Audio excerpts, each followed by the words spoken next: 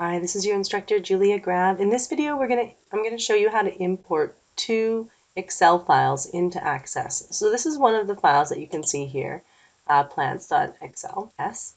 See the way that it's structured has an ID, a plant name, and the number of plants on hand, sort of like an inventory. The other table that we're going to import is going to be this donors table with the donor ID and then the donor information. And so we have all this data in an Excel file, and I'm going to show you in a second how to import that into our Arbor database. So let's close both of these if you've opened them. Close them so that we can begin the import in Access. So here's our Access database. We are going to select New Data Source, and we're going to select From File from an Excel file. And the file is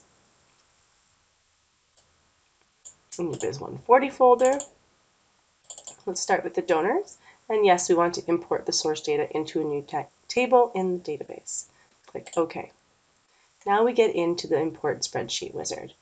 So click through. The first row contains the heading columns. There should be no duplicates in our donor ID. The data type is long integer.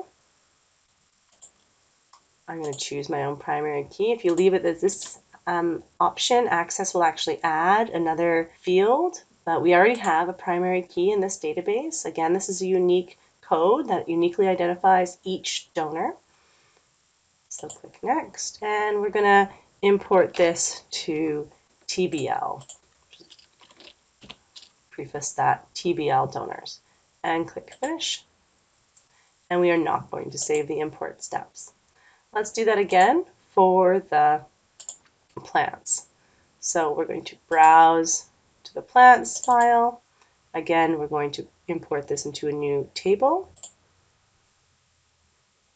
Here is our worksheet. If there are a number of different sheets, then you'll get the different sheet names here, but we only have one sheet in this workbook. The first row contains column headings.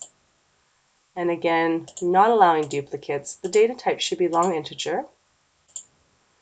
And the primary key is going to be the ID in this case.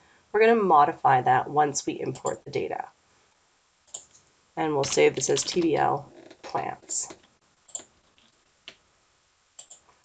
And that is how you import data into Access from Excel.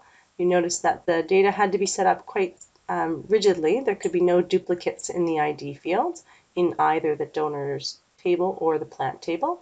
In the next video, I'm going to show you how to modify data using Design View.